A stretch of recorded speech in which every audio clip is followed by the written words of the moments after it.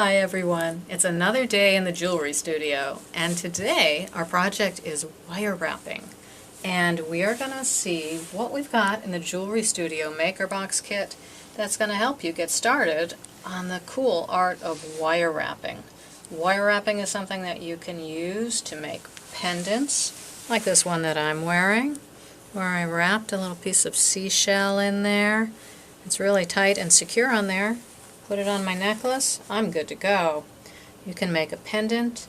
You could make a, let's see what else is in our instructions. You can make a ring. You could make other kinds of pendants and designs. You know, you could even make a little wire sculpture and hang it on a necklace. You could use some different objects. There's so many things you can do when you learn how to bend wire and create shapes with it. In order to do that, we have to learn about our tools. This tool, these are special jeweler tools. They belong to the library and they're part of the MakerBox Kit, but they're yours to use while you have the kit checked out for our 2-week checkout period.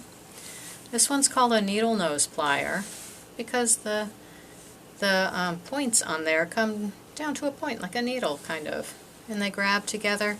And they have a nice round shape to them, which is perfect for making circles with your wire.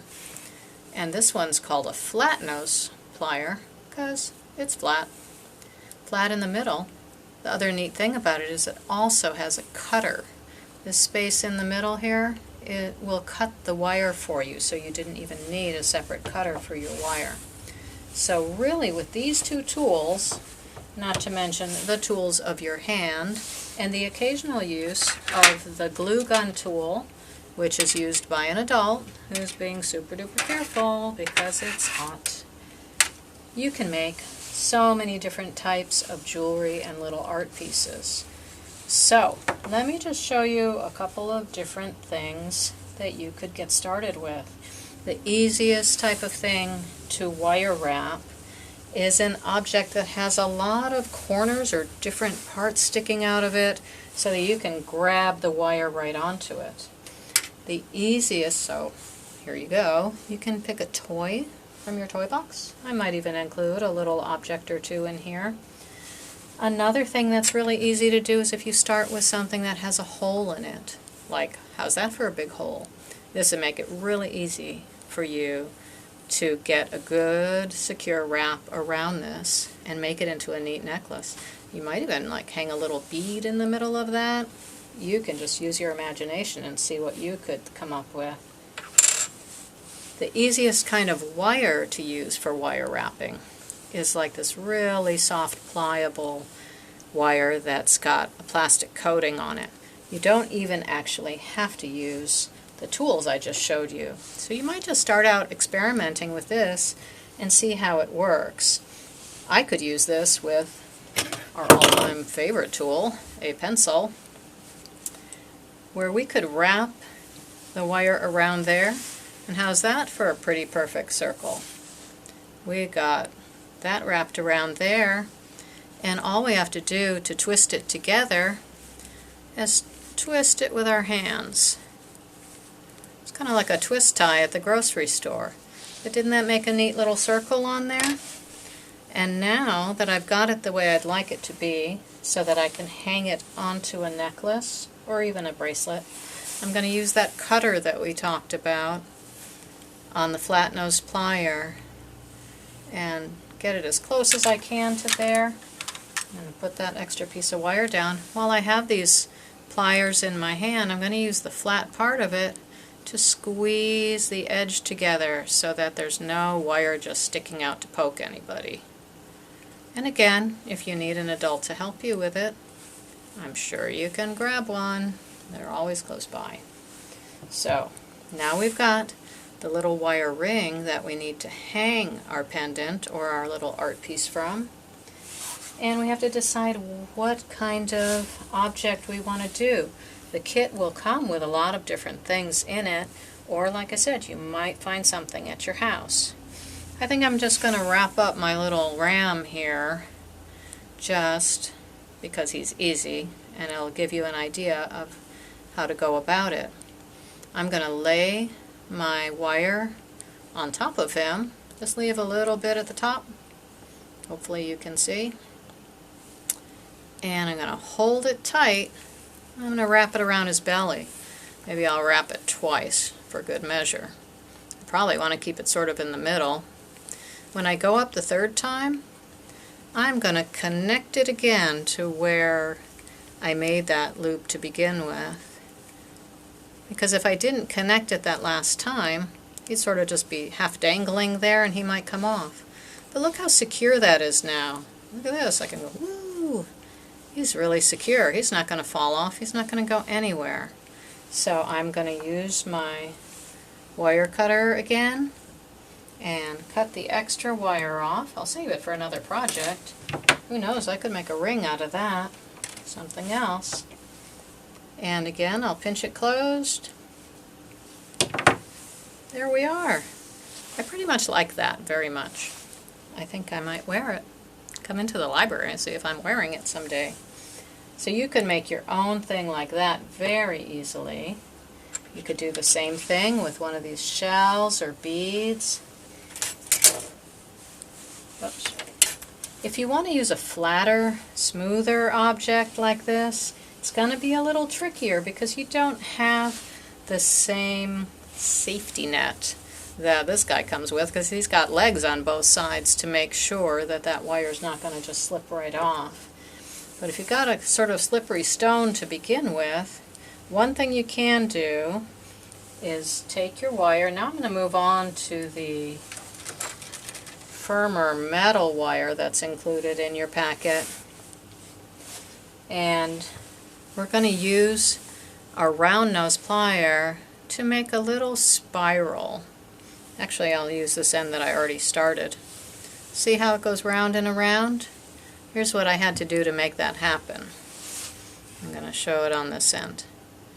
Start at the very tip, and notice I'm moving my whole arm round and around to make that wrap around itself and make a spiral shape. Every now and then I'll probably flatten it. I might even use my needle nose pliers to flatten it out and keep going. Now might be a good time to change to my needle nose pliers and keep wrapping until I have a nice flat surface that I can then put a dab of glue onto my stone. Let me pick a fresh stone. Here's a pretty one. I don't really want to do it because I might save this stone for you, but if I were going to do this for mine, I would have my adult come and put a little glob of glue on the back of my stone.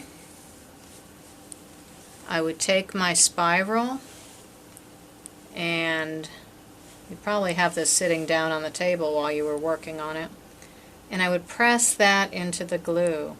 I wouldn't press it with my finger because that is how you get burned. Nobody wants that. So we just hold it from way out here, and your adult will know how to do this until it dries. It dries pretty quick. So once it's dry on there, then we're sort of at the state where this one is. And I've started making sort of a little basket for my stone. I've wrapped it around and around a couple times. Now I'm coming back up the middle.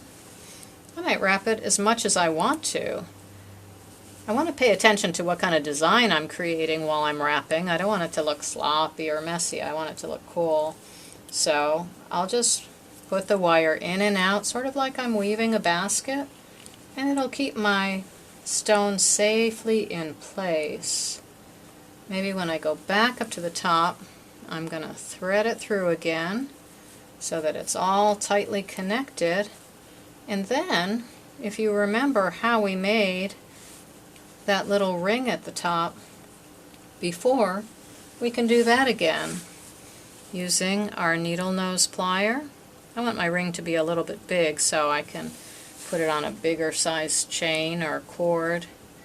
And all I did was wrap it right around there. See how nice and round it is? And then go round and around a couple of times, pulling it tight. There we are. A cut off the extra and flatten it out. Whoops, flatten it with the flat nose plier. That helps us to remember. And we're good to go. If I wanted to put this on a cord, I leave it like this. We're going to have another little video coming up that's going to show about how to tie the knots on a cord, and or if you want to put it in a chain that's already made, you would turn your circle to the side so that it could slip through and lay flat.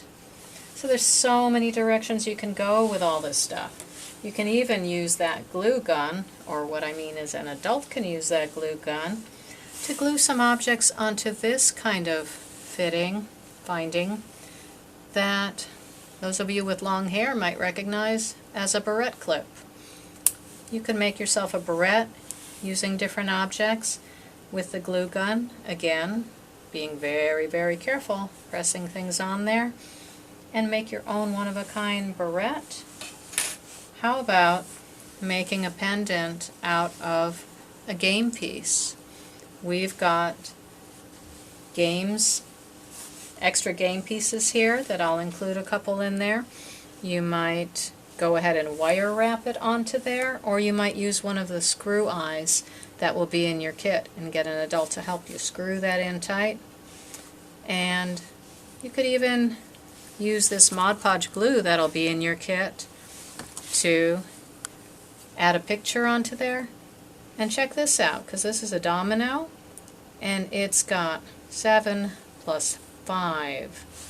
Do you have a friend who might be turning 12 soon? Wouldn't that make a cool gift? With the picture on one side and their age on the other side for a pendant or a key ring?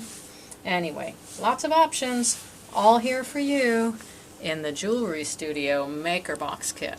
Hope you can come into the library soon and check it out. See you later. Bye.